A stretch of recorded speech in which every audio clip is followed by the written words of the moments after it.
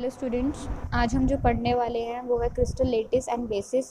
उसके बाद हम पढ़ेंगे यूनिट सेल।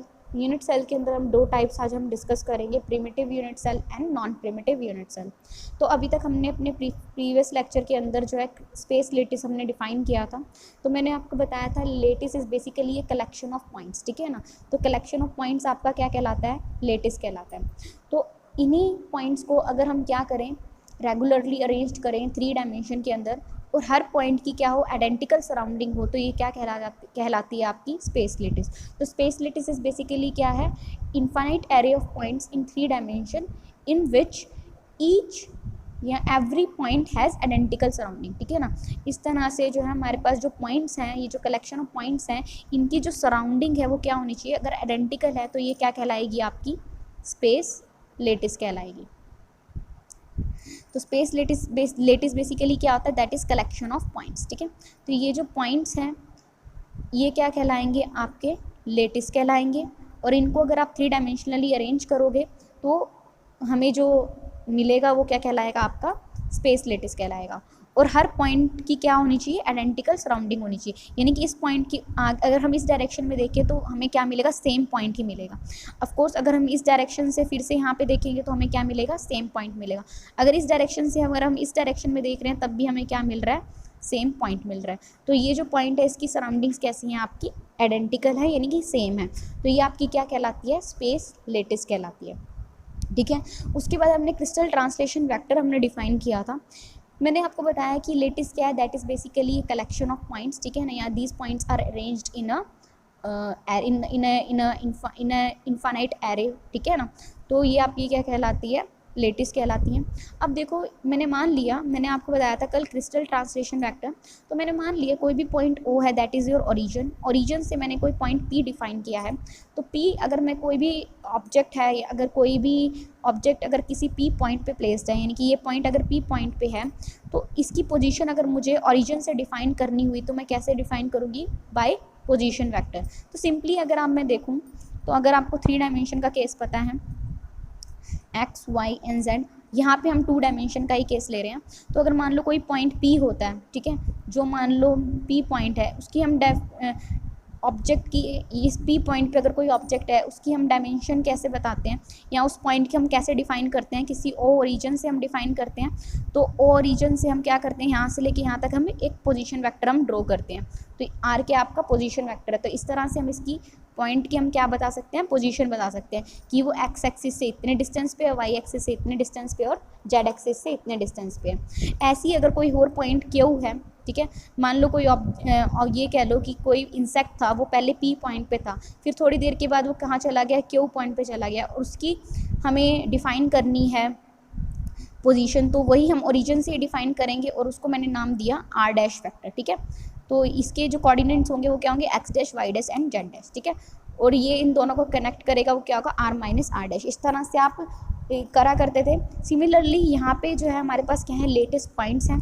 तो लेटेस्ट पॉइंट से अगर मान लो ओ ओरिजिन है, यहाँ से अगर मुझे इस पॉइंट की पोजीशन डिफाइन करनी है तो वो मुझे कौन सा वेक्टर देगा? आर वेक्टर देगा। ऐसे ही अगर मुझे क्यू पॉइंट की पोजीशन डिफाइन करनी है तो मान लो ओरिजिन से वो कौन सा वेक्टर होगा? R dash vector. तो ये जो 2 पॉइंट्स को कनेक्ट करने वाला जो वेक्टर होगा वो क्या कहलाता है? आपका ट्रांसलेशन वेक्टर। तो ट्रांसलेशन वेक्टर का काम क्या होता है? किसी भी 2 लेटेस्ट पॉइंट को कनेक्ट करना। तो वो कैसे कनेक्टेड है एक दूसरे से? तो अगर मैं आर डैश लिखूँ, आर डैश इज बेसिकली क्या है? R vector plus T vector. आपको पता है ना ट्रायंगल लॉ ऑफ, आप लगाओगे ट्रायंगल लो लगाओगे तो आर डैश क्या हो जाएगा? आर प्लस में T vector, R vector plus T vector. तो टी वेक्टर का बेसिकली काम क्या होता है? क्रिस्टल ट्रांसलेशन वेक्टर क्या करता है? किसी भी 2 पॉइंट्स को लेटिस के वो क्या करता है? कनेक्ट करता है, ठीक है। तो मैं अगर मुझे किसी पॉइंट से अगर मुझे दूसरे की अगर मुझे लोकेशन चाहिए, मैं चाहती हूँ कि इस पॉइंट से मुझे इस पॉइंट की लोकेशन चाहिए, तो मैं वो किससे ले सकती हूँ? ट्रांसलेशन वेक्टर से ले सकती हूँ। तो आर डैश क्या होगा? आर प्लस में T vector. And this crystal translation vector is defined as N1A vector plus n2 b vector plus n3 c vector. तो a vector b vector c vector आपके क्या कहलाते हैं, क्रिस्टल बेसिस कह सकते हो या फिर फंडामेंटल ट्रांसलेशन वेक्टर। और n1 n2 n3 क्या हैं, आपके इंटीजर्स हैं। तो ये हमने जो है डिस्कस किया था। क्रिस्टल ट्रांसलेशन वेक्टर का काम क्या होता है, किसी भी दो पॉइंट्स का स्पेस लेटिस में उसको कनेक्ट करना।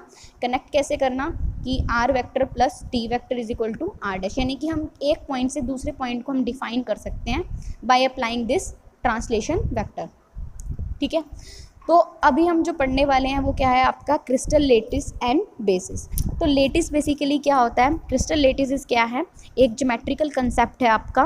तो ज्योमेट्रिकल कंसेप्ट कैसे कि ये क्या है कि is a regular arrangement of points in 3 dimension, और हर पॉइंट की क्या है, आइडेंटिकल सराउंडिंग्स है। अगर ये क्या है, एक पीरियोडिक अरेंजमेंट्स हैं किसकी, पॉइंट्स की।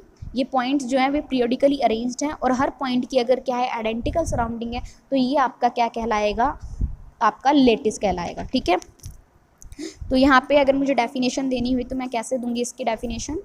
क्रिस्टल लेटिस इज बेसिकली एक geometrical concept. It is a regular and periodic arrangement of points in 3 dimension such that every point has identical surrounding to that of every other point. ठीक है ना, तो एक points की जो है दूसरे पॉइंट के साथ जो है हमेशा क्या रहेगी, सेम सराउंडिंग रहेगी। अगर मैं इस पॉइंट से इस पॉइंट को देखूँ तो उसकी सराउंडिंग भी सेम रहेगी। ऐसी इस पॉइंट से इस पॉइंट देखूँ तो हमें क्या मिलेगा, दूसरा पॉइंट मिलेगा और उसकी सराउंडिंग्स भी क्या है, सेम है। ठीक है,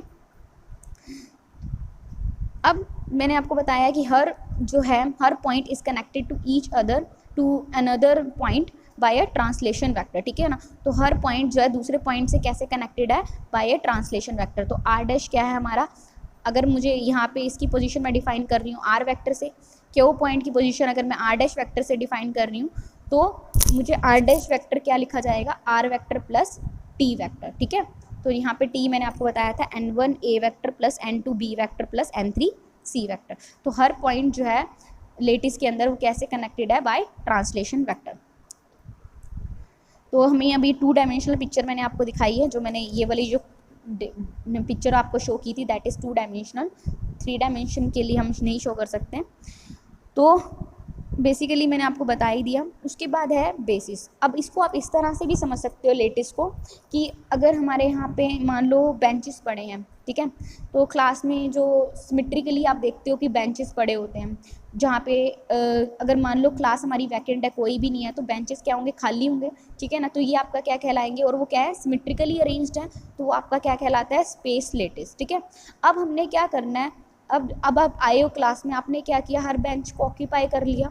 ठीक है, हर बेंच के ऊपर आप बैठ गए, तो वो आपका क्या कहलाएगा, क्रिस्टल स्ट्रक्चर। यानी कि अगर हम हर पॉइंट के साथ क्या कर दे, एटम या ग्रुप ऑफ एटम्स अटैच्ड कर दें, तो वो आपका क्या कहलाता है, आपका क्रिस्टल स्ट्रक्चर कहलाता है। और ये एटम और ग्रुप ऑफ एटम्स आपके क्या कहलाएंगे, बेसिस कहलाएंगे।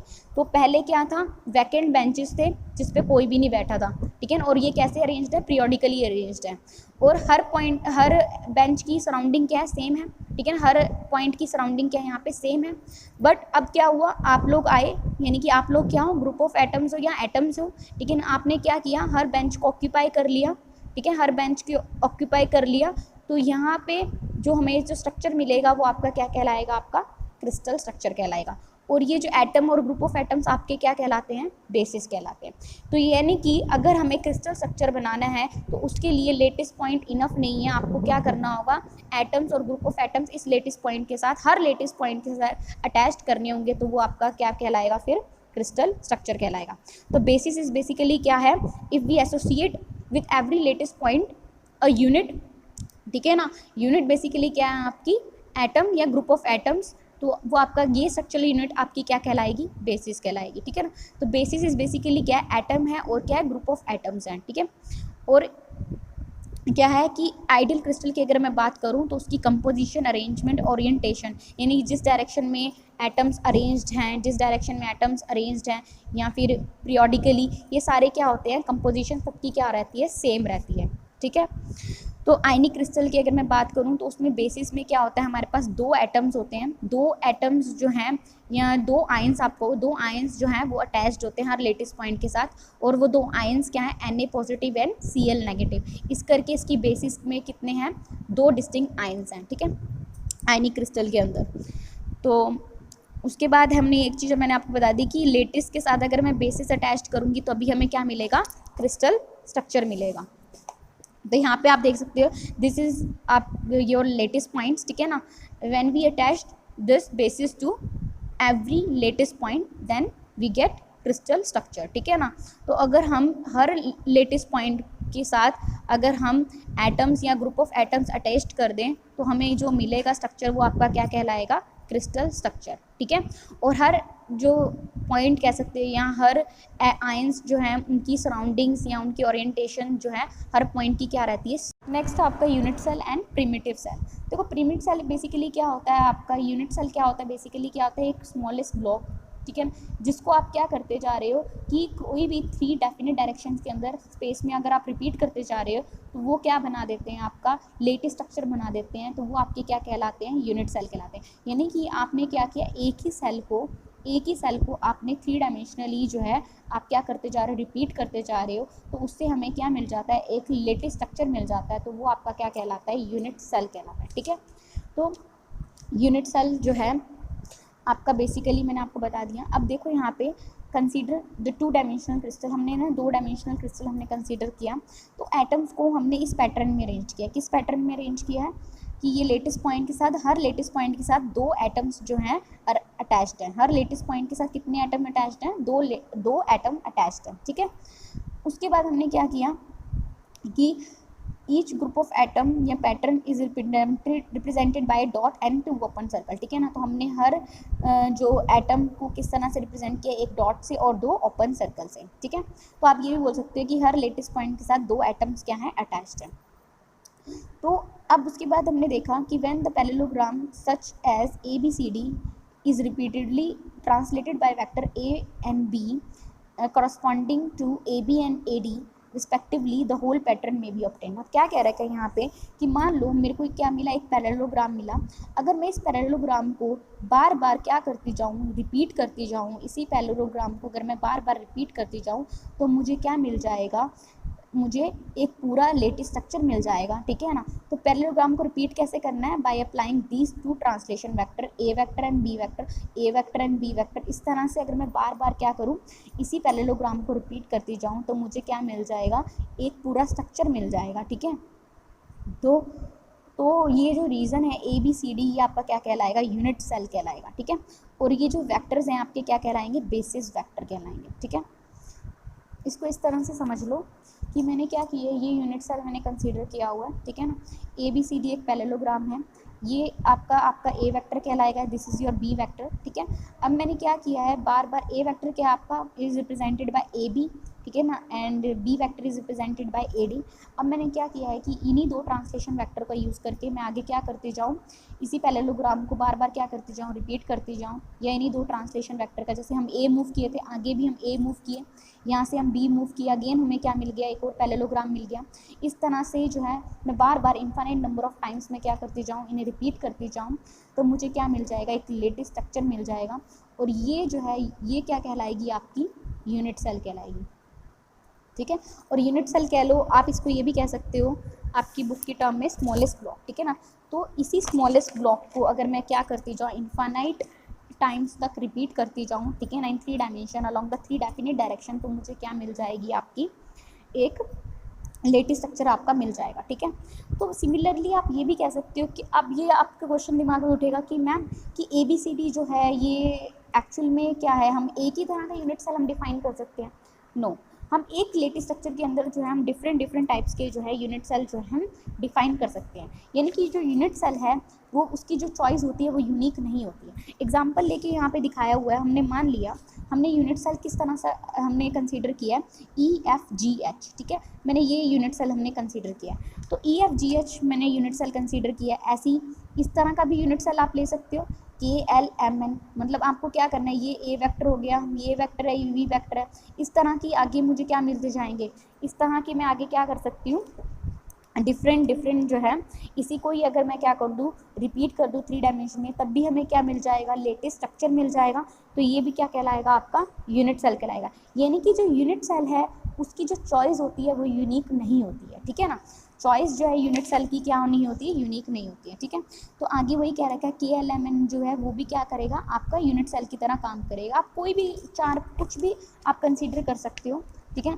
मान लो मैं इस पॉइंट ये वाले को रिपीट कर रही हूँ, या फिर मैं इस तरह से रिपीट कर रही हूँ, या फिर मैं क्या करूँ ये वाले इस तरह से रिपीट करूँ, तो कुछ भी आप यूनिट सेल जो है उसकी चॉइस जो है वो यूनिक नहीं होती। तो यहाँ पे क्या कह रहा है, 3 यूनिट सेल जो है उनका क्या है, एक ही पैटर्न हम देख रहे हैं उसके अंदर, और हर यूनिट जो है वो क्या है, सारे के सारे कहाँ पे लोकेटेड है, कॉर्नर पे लोकेटेड है, और हर कॉर्नर पे जो लोकेटेड है बिलोंग टू 4 नेबरिंग पैरेललोग्राम, ठीक है ना। तो ये क्या कह रहा है कि जो हमें तीन यूनिट सेल मिली हैं उसके अंदर सभी का पैटर्न क्या है, सेम है। इन सभी का पैटर्न क्या है, हमारे पास सेम है, ठीक है।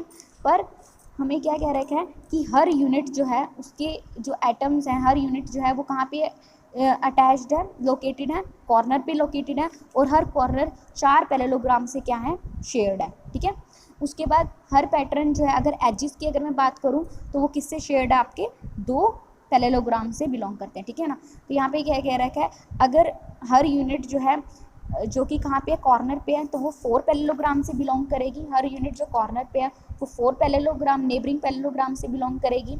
लेकिन हर यूनिट जो है अगर कहाँ पे एजिस पे है, यानी कि अगर मैं ये वाला पॉइंट देखूँ, ये कहाँ है, कॉर्नर पे है, तो it will belong to 4 neighbouring parallelogram, of course 1 2 3 and 4, ठीक है ना। उसके बाद क्या कह रहा है, जो हमारे कहाँ पे एजिस पे हैं वो कितने पैरेललोग्राम से बिलोंग करेंगे, ये यहाँ पे कहाँ एजिस पे हैं, तो ये कितने पैरेललोग्राम से, नेबरिंग पैरेललोग्राम से बिलोंग करेंगी, आपकी 2, ठीक है। 1 ऊपर होगा और एक कहाँ होगा, नीचे होगा, ठीक है। तो ये जो एरिया है यूनिट सेल का वो क्या कर रहा है, एक ही पैटर्न कंटेन कर रहा है, और वो क्या है, सबका क्या है, इक्वल है, ठीक है ना। एरिया हर यूनिट सेल का क्या रहेगा, आपका इक्वल रहेगा। तो मतलब हमने ये देखा कि यूनिट सेल जो है हम किसी तरह का भी यूनिट सेल हम चूज़ कर सकते हैं, ठीक है।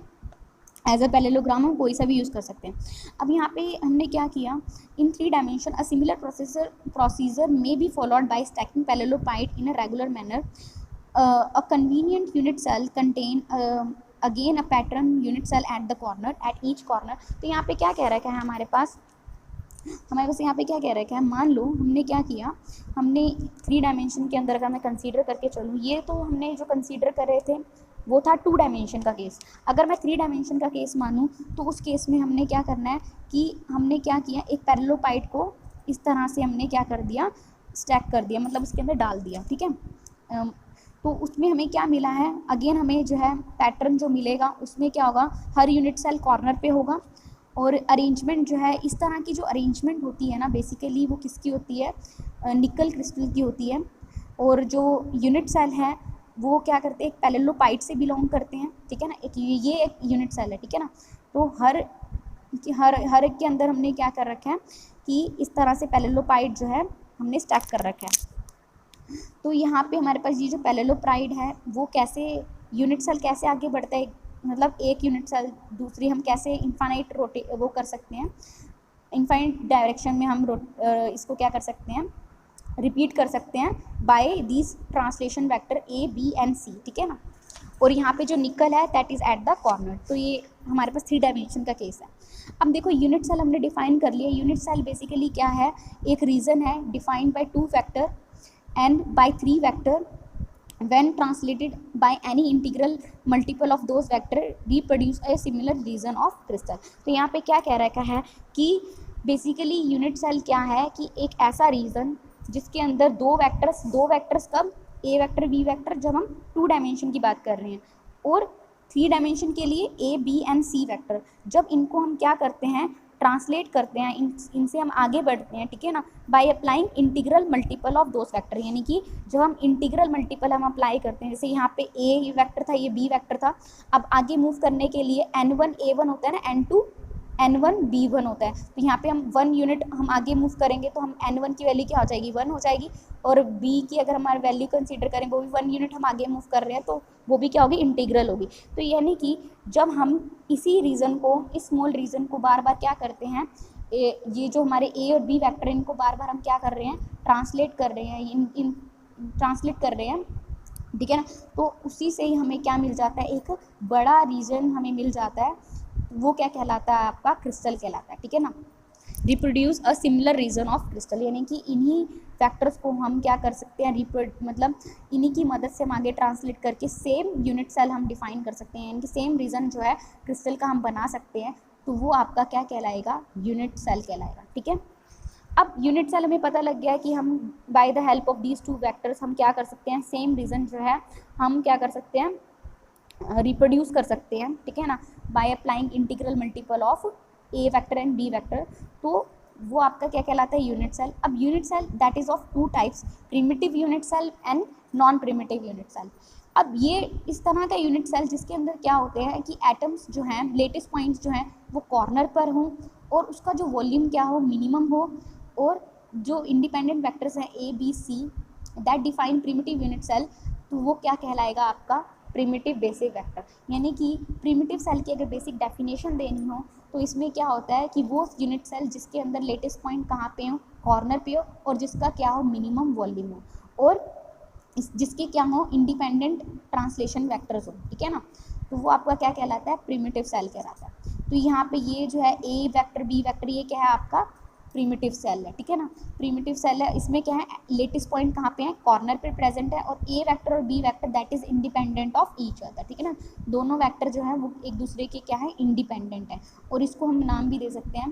तो ये जो है आपकी प्रिमिटिव यूनिट सेल कहलाती है, और ये जो वेक्टर्स हैं ये आपके क्या कहलाएंगे, प्रिमिटिव बेसिक वेक्टर कहलाएंगे। ठीक है, तो यहाँ पे अब देखो ये तो हमारी पूरे लेटेस्ट पॉइंट्स हैं। ठीक है ना, आप प्रिमिटिव यूनिट सेल कहीं पे भी ड्रॉ कर सकते हो। अब मैंने ये वाले मैंने प्रिमिटिव यूनिट सेल ले लिया। ठीक है ना, तो इसमें भी क्या है, एटम्स कहाँ प्रेजेंट है, या पॉइंट्स कहाँ पे हैं, यूनिट इसमें क्या है, लेटेस्ट पॉइंट्स कहाँ पे हैं, सिर्फ कॉर्नर्स पे हैं, और क्या है कि ए वेक्टर और B two vector that is independent of each other. ठीक है, ऐसी ये वाला भी हम कंसीडर करके चलें तो यहाँ पे ये A3 है, B3, एटम्स कहाँ है, कॉर्नर पर प्रेजेंट है, एटम्स ही सॉरी लेटेस्ट पॉइंट्स कहाँ है, कॉर्नर पर हैं, और इसमें क्या है हमारे पास कि ये जो ए वेक्टर है और बी वेक्टर है ये क्या है, इंडिपेंडेंट है, यानी कि चॉइसेस हम लेके चल रहे हैं, तो ये आपके क्या कहलाएंगे, प्रिमिटिव ट्रांसलेशन वेक्टर। अब देखो मेरे पास ये भी चॉइस है, आप कहोगे मैम हम क्या ये चॉइस बना सकते हैं, तो देखो यहाँ पे जो लेटेस्ट पॉइंट्स जो हैं वो सिर्फ कहाँ पे होने चाहिए, कॉर्नर पे होने चाहिए, पर यहाँ पे कॉर्नर पर नहीं है, यहाँ पे बीच में भी आ रहे हैं आपके लेटेस्ट पॉइंट्स। ठीक है ना, तो लेटेस्ट पॉइंट्स कहाँ है, आपके साइड के बीच में भी हैं, तो ये जो है हम इसको प्रिमिटिव ट्रांसलेशन वेक्टर नहीं ले सकते, ये A4 B4 primitive translation vector नहीं होगा। और T जो है, क्योंकि जो हमें T बनाना है ना वो हमें क्या होना चाहिए, इंटीग्रल मल्टीपल होना चाहिए A4 का और B4 का, तो यहाँ पे इंटीग्रल मल्टीपल नहीं है। अगर मुझे यहाँ तक पहुँचना हो तो मुझे हाफ A4 लेना पड़ेगा, ये पूरा अगर A4 डिफाइन है तो ये क्या होगा, हाफ A4 होगा। ठीक है, तो ये जहाँ पे हमारे पास ये N1 A4 N2 A4 यानी जो ट्रांसलेशन वेक्टर है अगर नॉन इंटीग्रल आ रहा है, ठीक है ना, N1 N2 की वैल्यू नॉन इंटीग्रल आ रही है, तो ये आपकी क्या कहलाएगी, ये आपकी प्रिमिटिव सेल नहीं कहलाएगी, और ये प्रिमिटिव ट्रांसलेशन वेक्टर्स नहीं होंगे। ठीक है, तो यहाँ पे ये भी कह रखा है जो एरिया फोर्थ पैरेललोग्राम का था वो क्या था, डबल था एरिया किसका, अब ये जो इसका जो एरिया होगा वो इसके एरिया से क्या होगा, हमेशा डबल ही होगा। ठीक है, तो हमने सभी चॉइसेस देखी, हमने देखा कि जो एटम्स हैं in the primitive basis is same, और हर के पास क्या है, एक lattice point per primitive cell है। ठीक है ना, so there is only a density of one lattice point per primitive cell.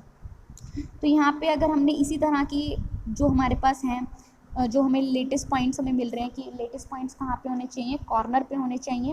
ठीक है, अगर इसी को ही अगर मैं नहीं लेटेस्ट पॉइंट्स को 3 डायमेंशनल में अरेंज करूँ, ठीक है ना, तो वो कहाँ पे लाई करेंगे, आपके 8 कॉर्नर्स ऑफ पैरेललोग्राम पे लाई करेंगे, और उनका मुझे क्या डिफाइन करना हो, वॉल्यूम डिफाइन करना हो, तो वो क्या होगा, A cross B dot C होगा। ठीक है, इसे ठीक कर लो बच्चे, ये गलत लिखा हुआ है, that is A dot B cross C। ठीक है, तो ये आपका क्या होगा, A dot B cross C। ठीक है, तो वॉल्यूम क्या होगा, बाय स्केलर ट्रिपल प्रोडक्ट्स हमें मिलेगा, वो क्या होगा, A dot B cross C। तो यहाँ पे ये आप डिफाइन कर लेना कि वॉल्यूम जो है प्रिमिटिव सेल का वो क्या होता है, A dot B cross C, तो स्केलर ट्रिपल प्रोडक्ट से हमें मिलेगा। तो यहाँ पे मैंने प्रिमिटिव सेल डिस्कस कर लिया कि यहाँ पे जो पॉइंट्स होंगे वो कहाँ पे प्रेजेंट होंगे, लेटेस्ट पॉइंट कॉर्नर पे, और इनका मिनिमम वॉल्यूम होगा, और जो ट्रांसलेशन वेक्टर है that is independent of each other, and ये जो ट्रांसलेशन वेक्टर होंगे वो कैसे रहेंगे, हमेशा इंटीग्रल रहेंगे। पर कई बार ऐसे होता है जो हम ट्रांसलेशन वेक्टर की चॉइस हमें होती है वो क्या होती है, यहाँ पे n1 n2 नॉन इंटीग्रल होता है। जैसे इस केस में हमारा n1 जो है मान के चलूँ तो वो क्या होगा, हाफ a4 होगा। तो ये नॉन इंटीग्रल है, तो वो आपका क्या कहलाएगा, वो सेल आपका क्या कहलाएगा, नॉन प्रिमिटिव सेल कहलाएगा। ठीक है, तो यहाँ पे FCC लेटिस का एग्जांपल लिया हुआ है, रोम्बोहेड्रल है, उसमें हर ट्रांसलेशन वेक्टर की लेंथ हम इतनी दे रखी है a/√2, और वो क्या है 60 डिग्री से इंक्लाइंड है एक दूसरे के ऊपर।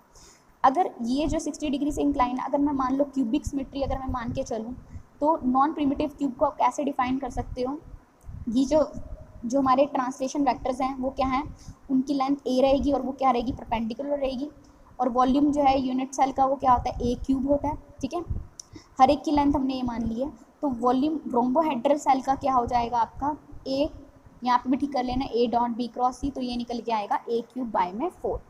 ठीक है, तो यहाँ पे अगर मुझे a' डिफाइन करना हुआ, अगर मुझे a' डिफाइन करना हुआ, a' ये लिया हुआ है, तो वो किस तरह से डिफाइन होगा, half of a/2 of i plus में j।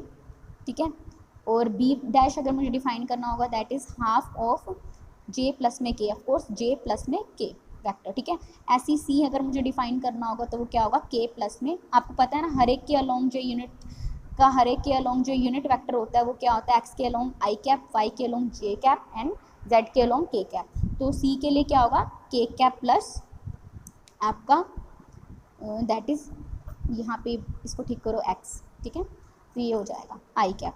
तो ऐसे ही हमारे पास आई जी के कैप जो है म्यूचुअली परपेंडिकुलर है। तो प्रिमिटिव वेक्टर्स जो हमने डिफाइन किए हैं वो ये हैं हमारे पास। तो यहाँ पे हमने ये देखा कि नॉन प्रिमिटिव जो यूनिट सेल होता है उसकी जो वेक्टर होता है वो हर एक क्या होता है, म्यूचुअली परपेंडिकुलर होता है। ठीक है ना, जो वेक्टर की लेंथ है वो क्या है, म्यूचुअली परपेंडिकुलर है, और उसकी यूनिट क्यूब जो है उसकी जो वॉल्यूम होगा वो a³ रहेगा। तो यहाँ पे भी ये दिखा रखा है। ठीक है, तो ये आपको लर्न करना है। तो प्रिमिटिव सेल जो है ऐसी ही, देखो बच्चे ये जो चीज़ें हैं ना, i प्लस में j, j प्लस में k, k प्लस में i कैसे आया, ठीक है, ये हम जो है आगे हम डिस्कस करेंगे ना, जब FCC लेटिस हम पढ़ेंगे, BCC लेटिस हम पढ़ेंगे तो उसमें कवर हो जाएगा। अभी सिर्फ आपको ये यहाँ पे ये लर्न नहीं करना है। ठीक है, तो प्रिमिटिव सेल यहाँ पे रोम्बोहेड्रल है, यहाँ पे जो हमारे पास प्रिमिटिव सेल है वो रोम्बोहेड्रल है। इसके अंदर जो है हमारे पास, यानी कि इस सेल को अगर हम इनफाइनाइट ट्रांसलेट करवाएं रोम्बोहेड्रल को, तो हमें क्या मिल जाएगा, क्रिस्टल लेटिस मिल जाएगा। इसमें जो है हर ट्रांसलेशन वेक्टर जो है वो किससे हमारे पास क्या है, एंगल 109 से 28 degree with respect to each other. ठीक है ना, इनके बीच में जो एंगल है। और यहाँ पे जो प्रिमिटिव सेल है इसका वॉल्यूम क्या होगा, a.b×c से होगा, तो वो क्या होगा, a³/2। जो हमने अभी शो किया है ना उसके, ये वाले जो सेल है ना इसका क्या होगा, हाफ होगा। ठीक है, तो इसके भी जो हम अगर प्रिमिटिव वेक्टर्स हम डिफाइन करें तो वो ये होंगे। तो ये कैसे आए हैं ये सब कुछ हम डिस्कस करेंगे आगे वाले लेक्चर्स में, तो ये अभी इसमें मत जाओ। सिर्फ इतना याद रखो कि जो नॉन प्रिमिटिव यूनिट सेल होते हैं उसमें जो हमारा ट्रांसलेशन वेक्टर होता है, यानी कि a b c जो होते हैं वो क्या होते हैं, हमारे नॉन इंटीग्रल होते हैं। यहाँ पे देखो a/2 है, यानी 1/2 है, 1/2 है, और यहाँ पे भी क्या है, 1/2 है। अगला है बहुत ही इंपॉर्टेंट, दैट इज विग्नर सीज प्रिमिटिव सेल।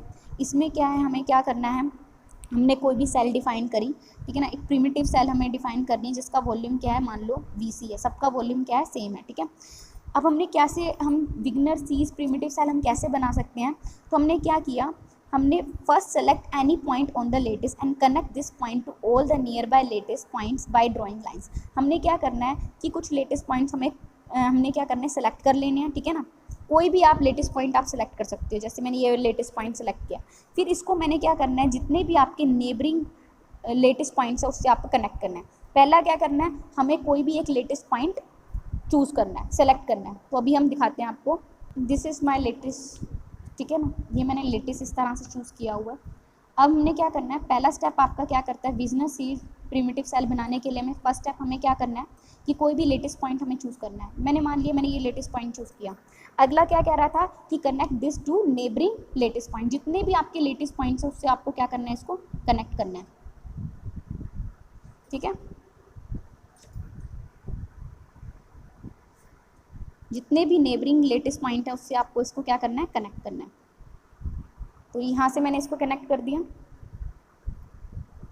थोड़ा सिमेट्रिकल रखेंगे तो ये यहाँ आएगा। ठीक है, तो मैंने क्या कर दिया, इसको हर लेटेस्ट पॉइंट से, नेबरिंग लेटेस्ट पॉइंट से मैंने इसको क्या कर दिया, कनेक्ट कर दिया इस लेटेस्ट पॉइंट को। आगे क्या कह रखा है, at the mid point and normal to these lines draw a new line, at the mid point normal to these lines draw a new lines or plane, the smallest volume enclosed in this way is the new primitive cell। आगे क्या कह रखा है कि हमें क्या करना है, यहाँ से एक मिड लाइन हमें ड्रॉ करने के लिए कह रहा है कि मिड पॉइंट पे हमें क्या करना है, नॉर्मल ड्रॉ करना है, ठीक है।